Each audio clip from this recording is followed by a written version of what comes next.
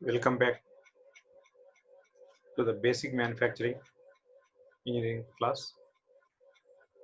In the previous class, already we discussed about lathe principle and different types of lathes. What is the specific application of each lathe machine?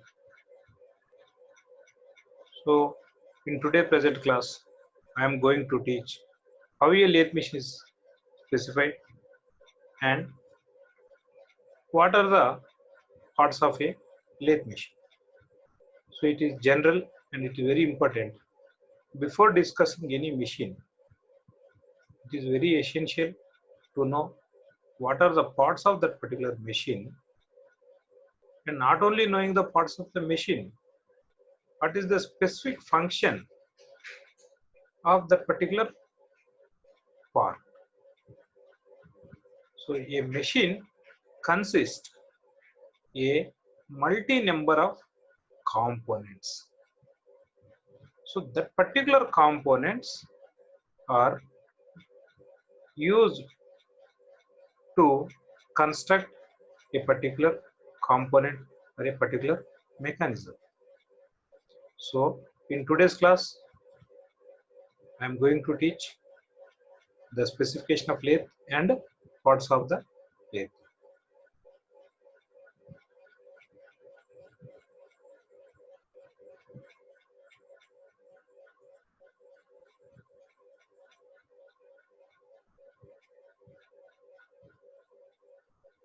So specification of any component or any machine is very important. Suppose if you go to a shop to purchase a shirt, directly if the customer approaches a salesman of that particular cloth showroom, and if he asks the particular salesman regarding the requirement or his willingness to purchase a shirt, first the salesman is not in a position to show that particular is required model. So first of all, the customer is supposed to specify what is the size of his particular shirt. It is compulsory. If the customer is unable to express his shirt number, then salesman is in a dilemma to show which type of shirts. So the size of the shirt, first it is the first specification. Later, after knowing that particular size of the shirt, it is the first specification. Then next to that particular salesman still in a dilemma position, because the customer represents or gives only one specification. Example, if that particular customer asks 42 number shirt is required for you, then the salesman is in dilemma. 42 means whether it is full hand shirt or half hand shirt, or it may be formal shirt or t-shirt. Likewise, various specifications are required in the further stage or further process. So that particular customer is in a position to specify is all the requirements: the size of the shirt, type of the shirt, that means formal or t-shirt or full hand or half hand shirt. So just simply to purchase a shirt itself, when this type of details are required, now we should think of to purchase or to establish a machine which is supposed to run over a longer run period. The shirt at the most it may be useful either 1.5 years or 2 years. In some cases, the shirt may be replaced after 6 months also. Even for replacing or even for using a shorter period, we are supposed to mention that much of care. If a customer is in a position to use only 40 number size, by mistake if you purchase 38 size set, what is the situation? That particular piece purchased by that particular person is not at all useful. In the similar way, if that particular industries or organizations which are supposed to establish different manufacturing process or different productions is not is in a position to mention or to identify or to specify the exact requirement. So that's why the specification is very, very important. Already in the previous semesters, in the previous classes, we discussed specification of various elements, various components. ANSA used in a carpentry section.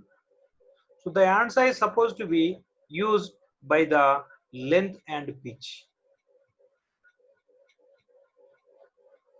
So we are having various types of ANSAs. 10 ANSA, cross cut saw, rip saw. Likewise, we are having various saws. But the thing is, what it may be the saw is supposed to be specified or denoted by its length and pitch. I think already all of you know. The pitch means the adjacent distance between the two similar points of teeth is defined as pitch of the teeth. So based on the requirement, if the saw is supposed to be cut a longer size wood, then they are supposed to be order either 4 feet or 5 feet and so on. Or otherwise, that particular operator is used to cut only small jobs. In that case, using or indenting a longer ANSA is not at all useful. First thing, unnecessarily cost increasing. Second thing, even though that particular operator should not consider the cost of that particular ANSA, the transportation or placing of that particular unwanted large size ANSA is also a difficult thing. That's why before going to indent or before going to place that particular order or before going to choose the ANSA, that particular carpenter or operator is supposed to identify what are his exact requirements. Based on the requirements only, he should specify the suitable size of ANSA. In the similar way, in fitting section and even in blacksmith section, also we required various types of hammers. So based on the specific application, based on the specific purpose, the hammer is supposed to be chosen. What is its weight? Whether it is 1 lb a ball peen hammer, or whether it is half lb ball peen hammer, or whether it is 1/4 ball peen hammer. So likewise, based on the need, the main purpose of the hammer is to apply force. If that particular fitter is supposed to apply more force on a particular manufacturing process, and simply if you purchase or simply if you indented 1/4 lb hammer, that hammer is not at all useful to apply the required amount of force. So then indenting or placing that particular 1/4 lb hammer to apply larger forces is not at all suitable. Now you should think vice versa or reverse. The requirement of applied force is a small amount. That means half LB hammer is sufficient, but without having perfect knowledge, if that particular operator brings or utilize 2 lb of hammer, then the thing is unwanted strain causes to that particular operator. Instead of applying one half lb hammer, if he applies the 2 lb hammer, what happens? Unnecessary force applied on that particular job. Because of that one, the job may be fractures, or the job may be converted to unused component. In addition to that one, that particular operator, those who uses that particular hammer, is also strained unnecessarily.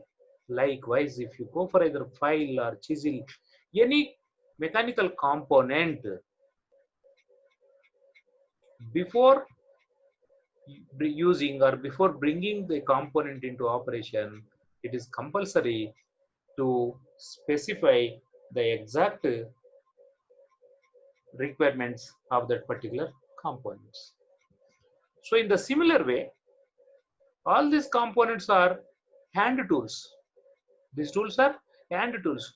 At the most, these hand tools may be used for months or hardly 1 year or 2 years. Even though by mistake, if the components are specified to different values also, the wastage of the money is very less, because the cost of hand tools always is very less.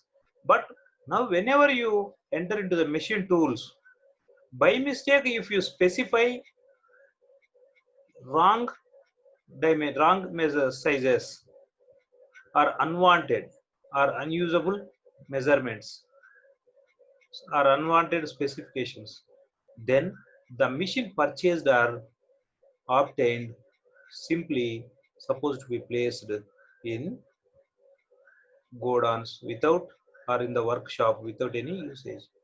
So that what happens, the cost associated with that particular component is very high, so that it is not at all useful.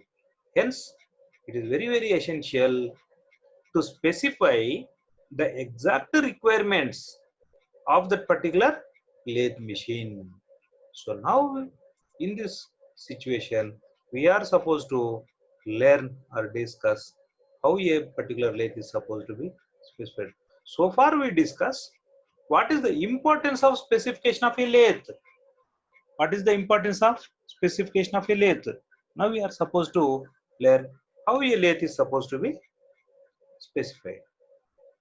How a lathe can be specified.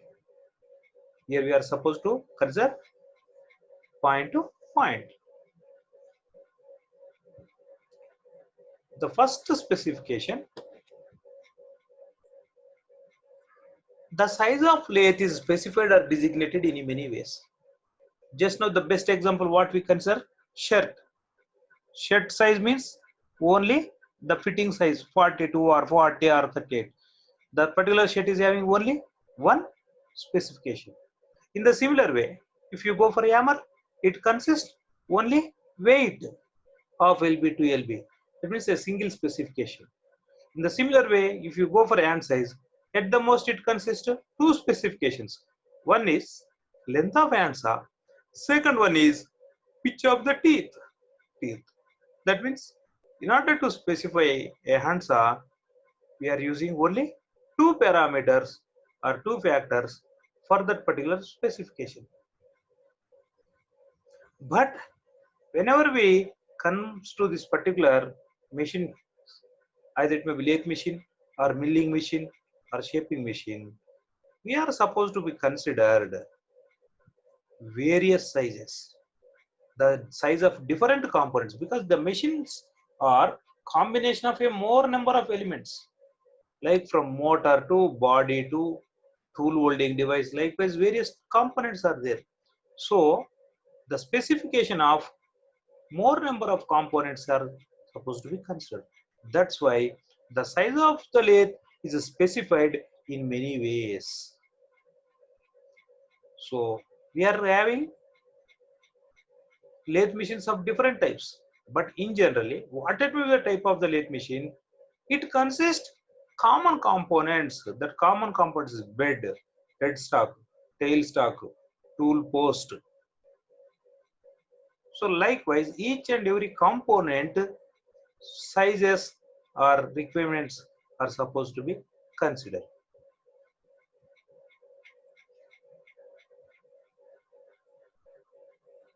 So the specification of this particular machine depends upon one place to another place, from one country to another country. So in some countries or some locations, the specifications may be mentioned in the terms, metric terms, that means either in millimeters or meters. In some places, in some countries, the specifications may be in the foot and inches. So that is the difference.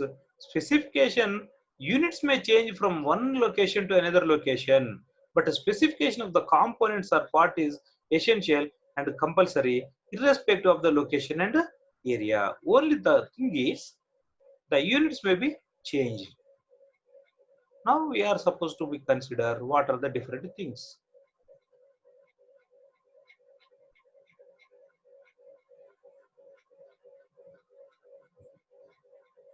Let us, the very first specification that is to be considered or required is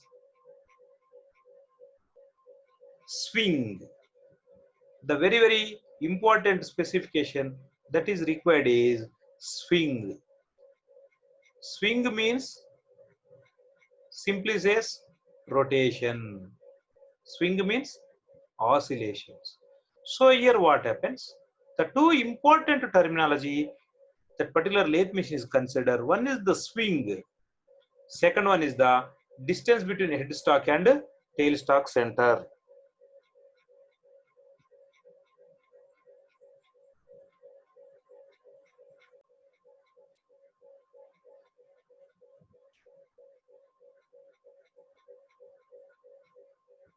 So lathe is mainly, it is specified by the swing, and second one is the distance between headstock and tailstock center.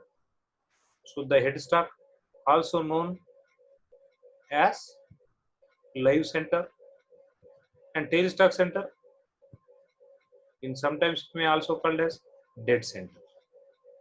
So here swing, what is the swing means? Rotation. What is the swing? Swing represents maximum diameter of the work, maximum diameter of the work which can be accommodated on the lathe. Let us the tool holding, let us the work holding device, maybe faceplate or three-jaw check or collet.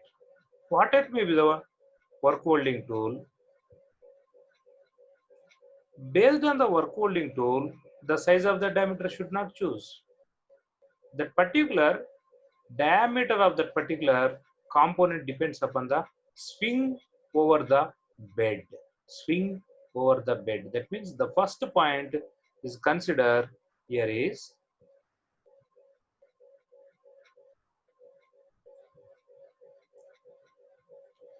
swing over bed. That means largest diameter of work that can be revolved over the base of lathe bed. How it depends? How the swing depends? It depends upon height of the centers above lathe bed. All are similar.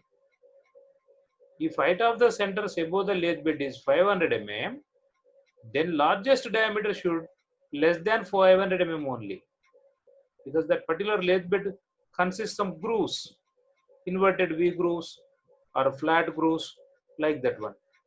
So that particular swing over bed means that largest diameter of work that can be revolved over the guideways of lathe bed. So this is the first criteria.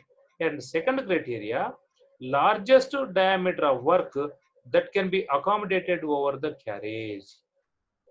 Suppose if that particular length of the component is small, then without moving the carriage over the axis of that particular job, by rotating only saddle and tool post, the required operation may be completed. Otherwise, what happened? That particular carriage is somewhat more the height as compared to the bed. So that's why that particular height of the centers above the lathe bed is more than the height of the centers to the carriage. That's why we are supposed to be consider various types of swings. One is the swing over the bed. So it depends upon swing over bed, it depends upon height of the centers above the lathe bed. Second one is the swing over carriage. That means largest diameter of work that can be accommodated over the carriage. So in generally, swing over carriage is slightly less than the swing over the bed. So this particular height of the center above the lathe bed and swing over bed, both are dependent.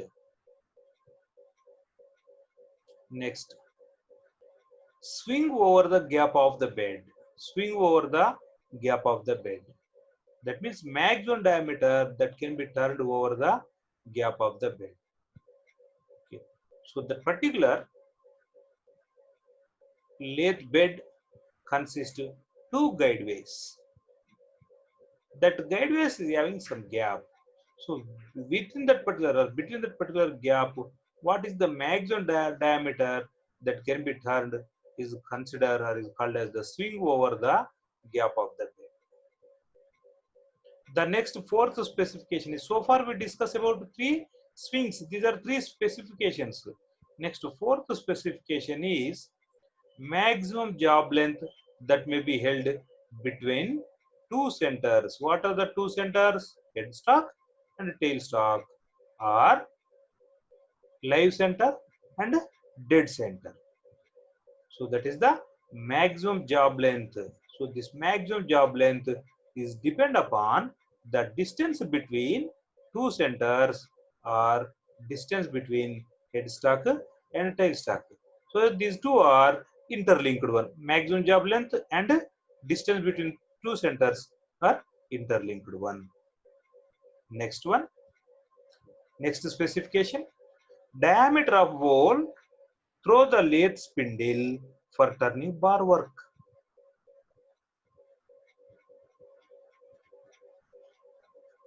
So whether it may be faceplate or three-jaw check, they are supposed to fix it or mount over the lathe spindle. The lathe spindle consists of external threads. The lathe spindle consists of external threads. So for that particular external threads, that means that lathe spindle consists of one hole. So here the particular diameter of hole through the lathe spindle for turning bar work. That means either in the faceplate or either in the three-jaw check, this particular lathe spindle external thread is supposed to be fixed. So here we are supposed to be considered that next one is, what is the particular diameter of hole through lathe spindle for turning bar work. Here that particular diameter of hole means the component which is supposed to be mounted over the lathe spindle. That is supposed to be considered, not the diameter internal hole of the lathe spindle. Okay. So next parameter, next specification, size of the bed. In the previous, we consider specification is length of that particular centers only. That means headstock and tailstock center, and height between that particular center of headstock to height of the bed. But here we are supposed to be consider size of the bed means what is the total length of the bed. What is the total length of the bed? The size of bed, and the next one, what is the height of that particular bed? So the two are very, very essential to specify or to mention a lathe machine. After this particular size of bed, next one is the range of the spindle speeds. In the previous class, we discussed speed lathe and engine lathe. What that may be the type of the lathe. So for that particular machines, that particular speeds are selected by using different power transmission systems, either by using the belt and stepped pulley system or either by using the gear systems. What it may be the power transmission system, that particular lathe machine should specify what are the different speeds are supposed to be obtained. That is what that means. What is the minimum speed to maximum speed, and what are the intermediate speeds that are possible. Suppose if a particular firm or industry requires to produce a components under high speeds, what is the requirement, or at what condition the lathe machine is used at high speeds? That means if the components are small size and if the material is soft material, then that particular component is processed under high speeds. Let us assume a company or industry, it produces components of small size, that with the soft materials. So in that particular condition, the firm is supposed to be procure a lathe machine of high speeds. But without having proper knowledge, if they are supposed to be procure or if they are supposed to be obtained a lathe machine which can obtain a speed up to 1500 RPM only. That means they are not utilizing that particular resources from that particular machine. If the machine is supposed to be utilized, or if that particular machine is obtained at a speed of 2400 RPM or 3000 RPM, then the company may produce a more number of components by using its maximum speed. So that's why range of spindle speeds is very, very essential. That means what is the minimum speed and the maximum speed? What are the possible intermediate speeds?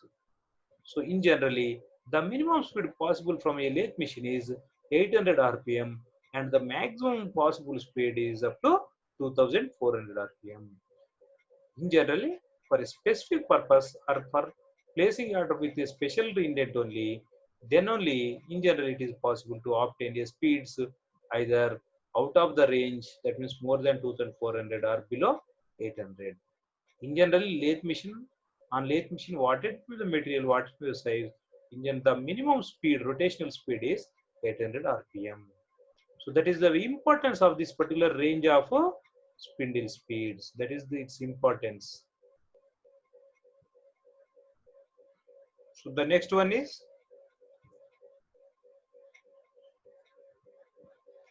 lead screw diameter and threads. So this one very, very important. Lead screw diameter and threads. What are the types of threads provided on the lead screw? If the threads are provided on the lead screw, if threads provided on the lead screw are metric threads, then thread cutting operation are threads produced by using this particular lead screw having only metric threads. This is very, very important. If a particular firm requires to produce threads of BS system, British Standard System, then that particular lead screw is designed or lead screw consists with that particular BS threads only. So that is very, very important criteria. And next one is the lead screw diameter. So based on the lead screw diameter and threads only, the required type of threads can produce. Next one is the motor specifications. Suppose if it is a engine lathe, the minimum capacity of that particular motor is 3 HP. So even though in total system we are using system SI system, in general the particular capacity of the motor so far using are in the horsepower system or HP system. So that particular motor specifications are also very, very essential. As the size of that particular component increases, in order to turn that particular larger size component, the motor capacity, motor specification means capacity of the motor. That specification is also very, very important. So these are the different types of specifications of lathe. Without providing all these specifications, Not only this one and its previous one, swing, height, distance between the centers. Without providing all these particular specifications, it is not possible to obtain a suitable or a perfect required lathe machine. Without providing all the specifications, if a lathe machine is obtained, it should not serve the exact purpose. So the next one,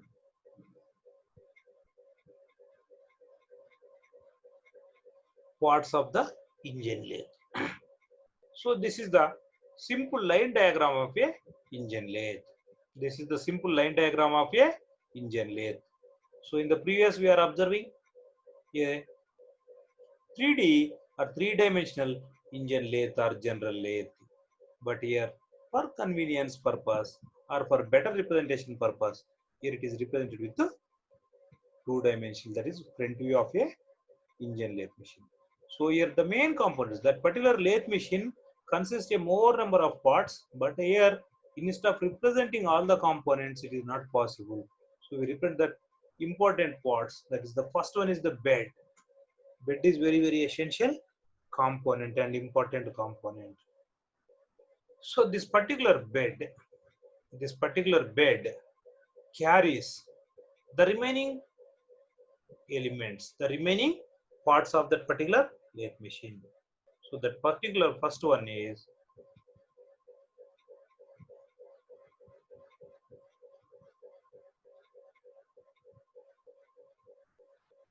the bed carries the very first important headstock. After the headstock, next the bed carries tailstock also. So first important part is bed.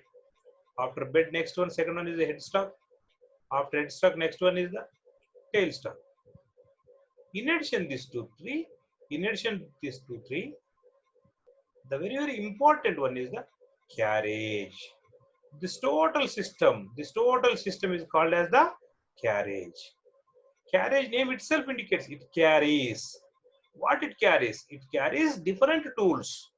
What are the different tools? Tool post, compound rest, cross slide. Clear? Carriage means it is the integrated part, or it is the combination part of, one is the cross slide, second one is the compound rest, third one is the tool post. So, and this particular cross slide moves independently or along with the carriage. Okay, so this total combination is called as the carriage. So the movement of this particular carriage is very important for the movement of the tool movement or tool position. So based on the required operation, based on the requirement of the particular job is the dimensions or job drawing, the operator is choose to move either only carriage or without moving carriage, he is supposed to move only cross slide, or instead of moving cross slide, whether he is supposed to move only compound rest. So based on the particular operation to be carried, the operator is supposed to move either any one of this one. In sometimes, the particular operator is supposed to move this particular carriage to certain distance later. By preventing the movement of this particular carriage, then he provide movement or motion to this particular cross slide only. So it depends upon the total job or the particular dimensions or drawings or required operations only. So now come to this particular one.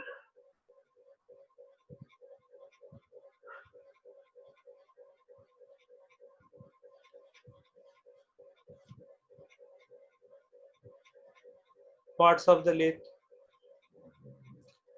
This particular bed, the very fundamental component, the base of the total lathe machine is the bed only.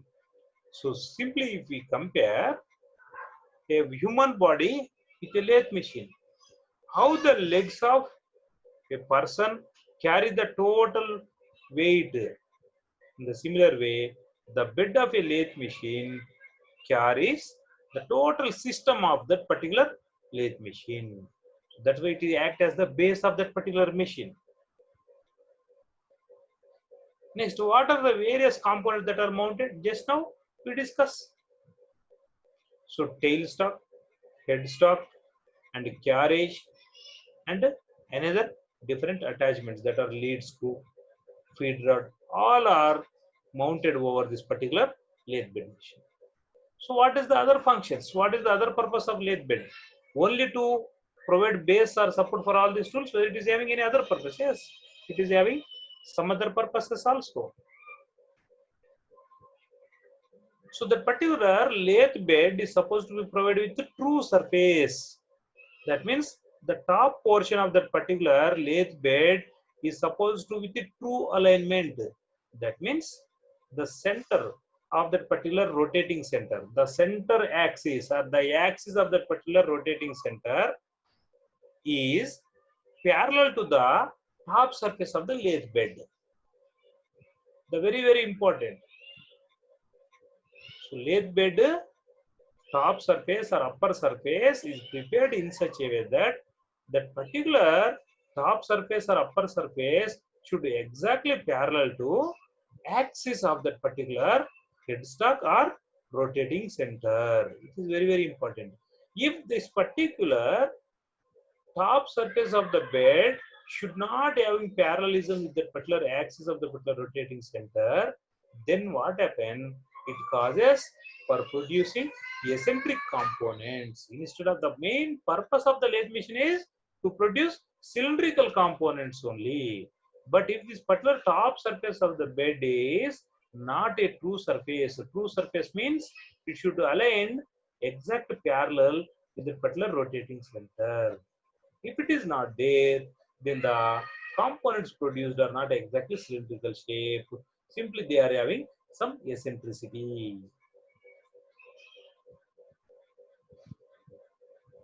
Next, this particular lathe bedways are accurately machined parallel to axis of spindle. So top surface is true alignment and this particular ways are accurately machined. Both are same. So this is the real view of a lathe bed.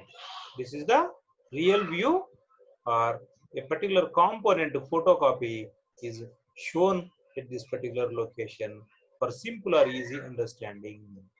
These are the lathe bedways. Observe inverted V-shaped beds, inverted V-shaped lathe beds, and these are the flat beds. These are the flat beds. So tailstock moves on this particular ways, bedways. This is the carriage. Always carriage moves. Observe, this is the carriage. Always carriage moves from the outer bedways.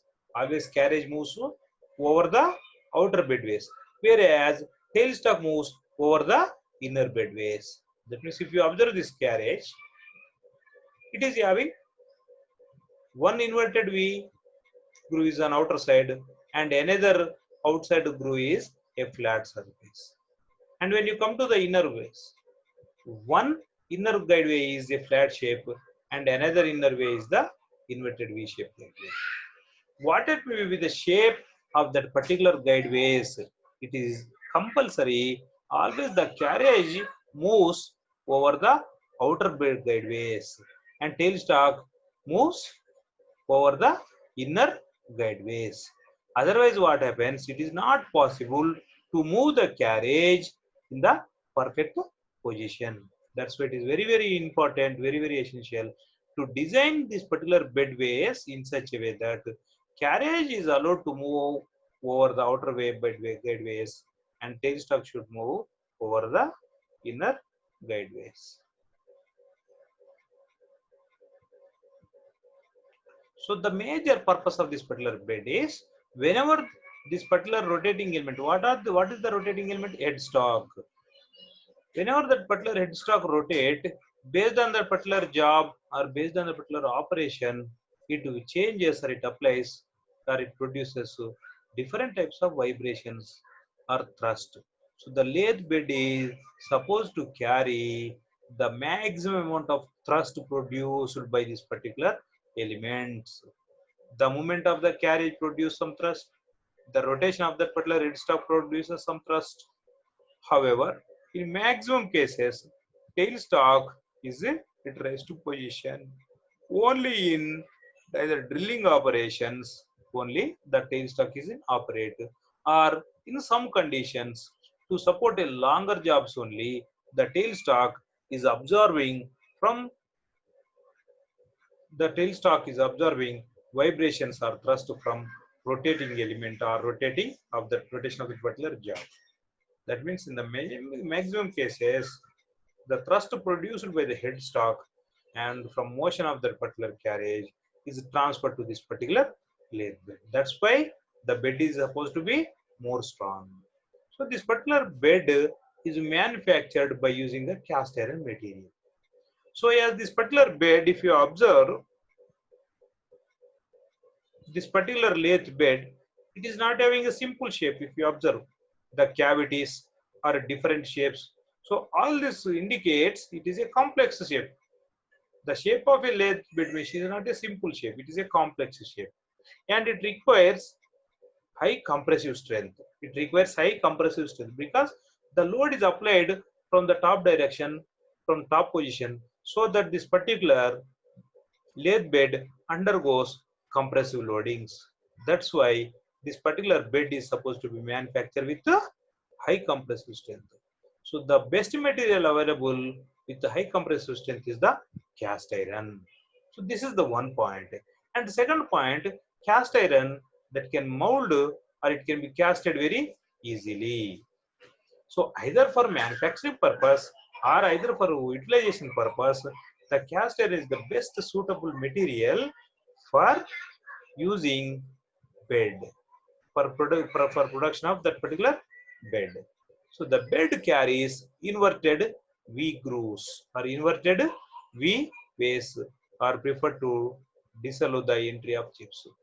Suppose if that particular both inner ways and outer ways, both inner ways and outer guide ways are produced with flat shape, then the problem is the chips produced during that particular turning operation or facing operation are standing or rested over that particular guideways in the same position. So whenever that particular chips are laying down over the guideways without falling in the downward position, then it causes for disturbance for the movement of that particular carriage. So that is the reason generally inverted V grooves are mount are produced over the lathe bed.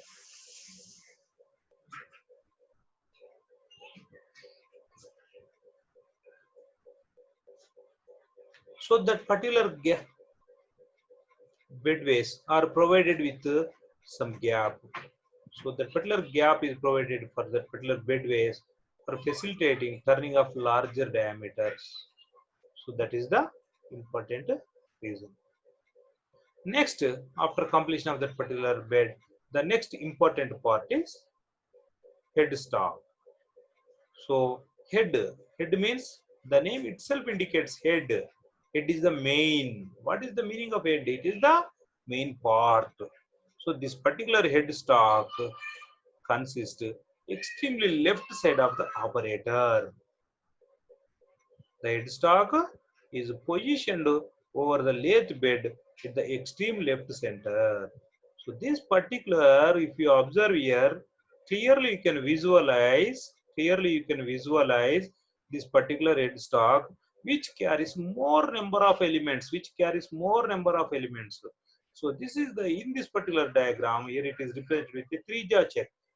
It is a three-jaw check. In sometimes this three-jaw check may be replaced with a faceplate also. It depends upon the job, it depends upon the component only. Whether that particular live center is supposed to be fixed either with a three-jaw check or faceplate or collet check. It depends upon the size or that particular geometry or the dimensions of that particular component.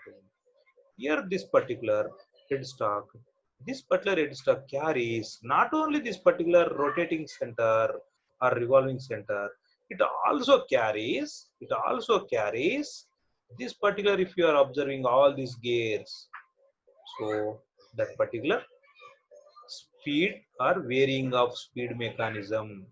Not only varying speed mechanism, it also consists back gear engagement also. The back gear engagement is very, very important for thread cutting operation.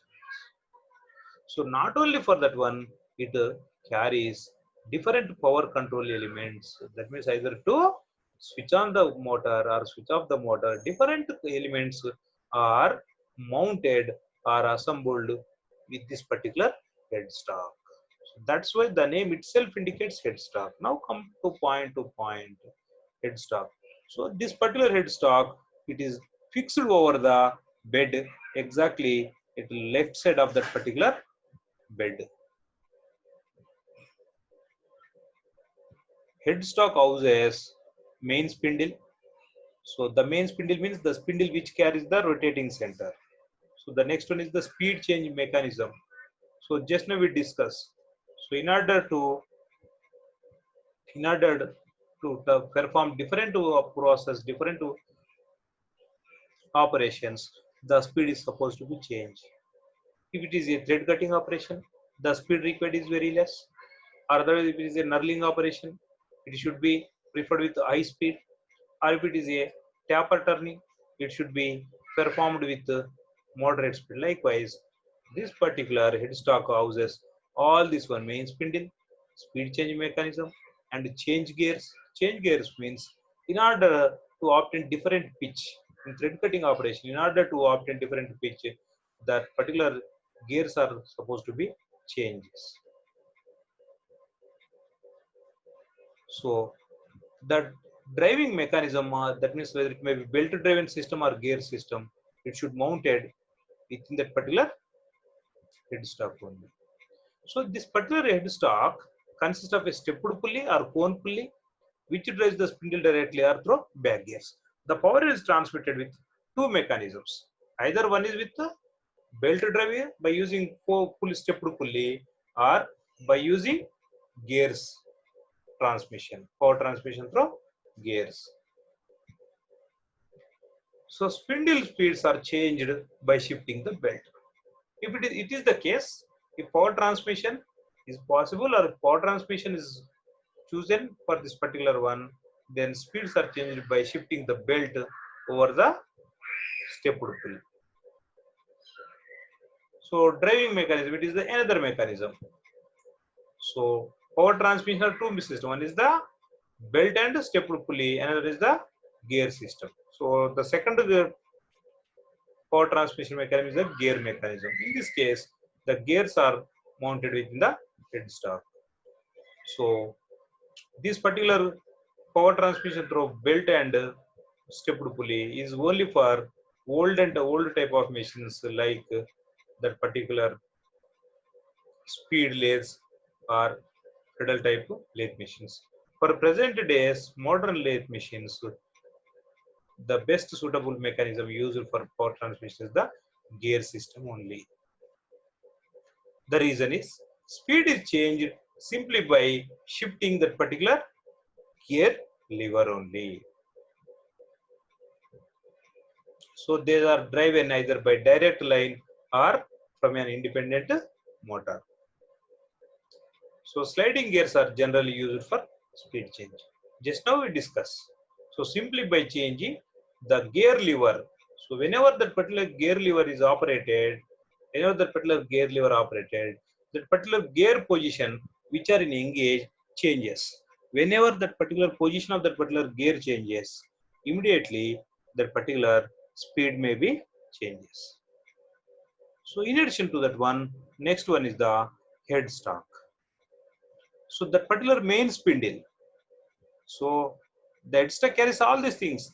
Not only that particular power drive system, the main component, that is live center or rotating center, that is called as the main spindle, is hollow to hollow long bars to extend through the work. In sometimes, instead of using that particular hollow spindle, by using a solid shaft or that particular solid shaft, that particular faceplate or three-jaw check is also supposed to be fixed. So spindle runs in precision bearings. Why the spindle is supposed to run in precision bearings means in order to minimize the vibrations or for smooth running condition of that particular job only, precision bearings are used to support that particular rotating center or spindle. Whenever that particular spindle producing vibrations, it causes from charting marks or the accuracy or precision of the component decreases. That is the reason why that particular spindle is supposed to with precision bearings.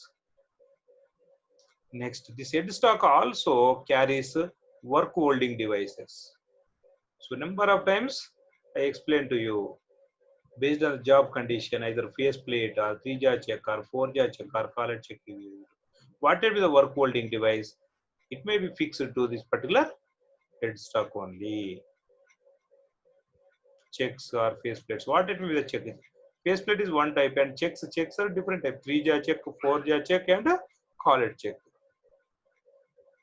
Next, this particular end of the spindle has an included taper, that is the Morse taper to accommodate a live center. So this particular Morse taper is for lathe machine. Is one important objective question for competitive exams. So the milling machine is having brown taper. The milling machine is having brown taper. So the lathe machine is having Morse taper. So this particular taper is used to accommodate live centers or in order to fix that particular center. If one of its end is having taper position, that taper is having Morse taper. Taper means but ratio to length to diameter, nothing but that taper. Headstock also accommodate either three-jaw check or four-jaw check or lathe center or lathe dog or collar check. All these are the work holding devices. So in addition to this one, the back gear mechanism is used for reducing the spindle speeds. The important application of back gear mechanism is for thread cutting operation. So for the particular thread cutting operation, this particular back gear mechanism is very, very essential. So because of your application of because of using this back gear mechanism or back gear engagement, it also called as the back gear engagement. The speed of that particular spindle decreases.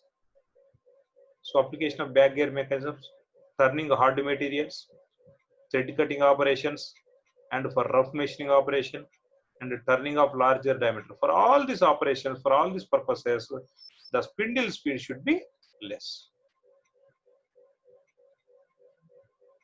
Next, this is the representation of the back gear engagement. So this is the particular gear operation. So this is the lever used to change the position of the gears. So these are the gears. These are the gears mounted directly over the. These are the gears mounted directly over the spindle or hollow spindle. So whenever this particular gear is operated or whenever this particular gear is engaged, what happens? This particular gear 2 is operated with this particular P1, so that then this particular pinion 2 is operated with this particular one. So in this way, what happens? From year to year, from smaller pulley to from larger pulley, that means from pinion to gear, speed decreases. So normal condition, what happens? The power is transmitted from this particular P1 and G1 mounted on same shaft. So whenever this particular pin disengaged, so P1 and G1 should not rotate with the same speed.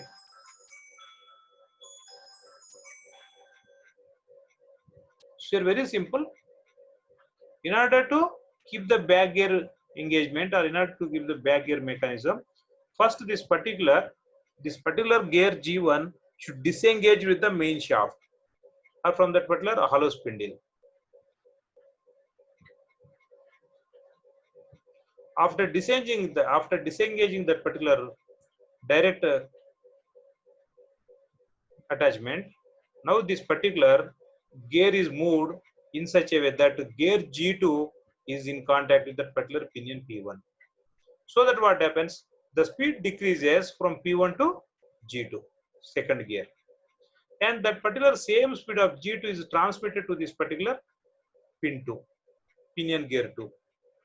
So these two gears are used a car termed or called as the back gears because they are not having, they are direct, the particular two gears are mounted backside of that particular hollow spindle. That's why they are called as the back gears. So that's why as these particular back gears are used to control the speed, these particular back gears are used to control the speed. That's why this mechanism is called as the back gear engagement or back gear mechanism. So whenever that particular speed of this G2 is transmitted to the pinion gear and the speed of the gear 2 is same as of the is same for this particular pinion gear, and speed of pinion gear is transmitted to the first gear. So P1 and G1 are gears mounted over the headstock, mounted over the hollow spindle, and gear G2 and pinion P2, they are mounted on a intermediate shaft which are on back side of that particular one. So simply by operating this particular lever, these particular back gears are either engaged or disengaged with the main gears.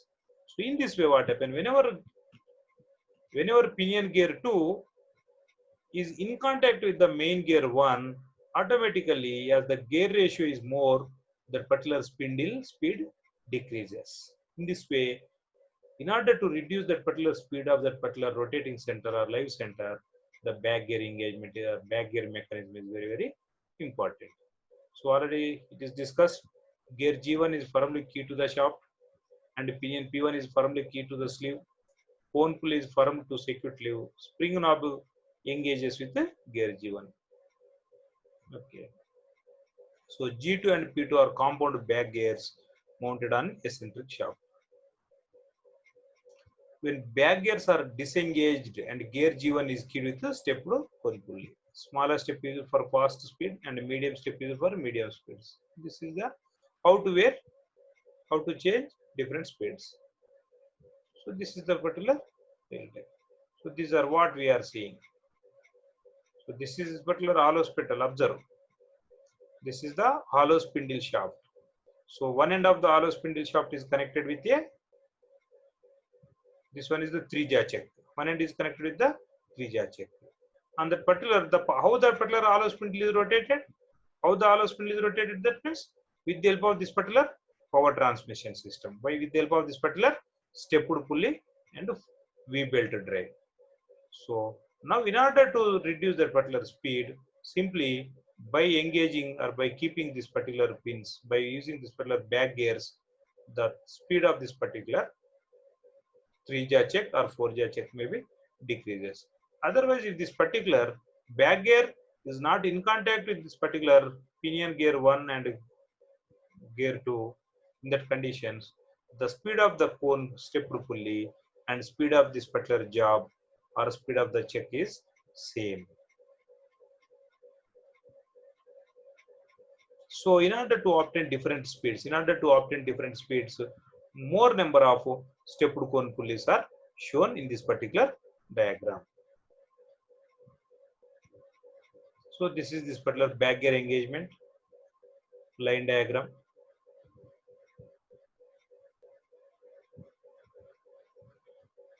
So the next part is tailstock. So in the next class we discuss about the remaining parts. What are the remaining parts of tailstock and lathe carriage? In this present class, we discuss about the specification of a lathe and the important parts of lathe, that is bed and headstock only. So the next topic, the discussion regarding that by the particular tailstock and carriage, it may take near about 20 to 30 minutes. That's why we restricted today's class up to this particular moment only. So in next class, we are having various mechanisms, that mechanisms discussed in the next upcoming class. Go through that one. So this is the 4th class. The total 4 classes are consider only lathe machines only.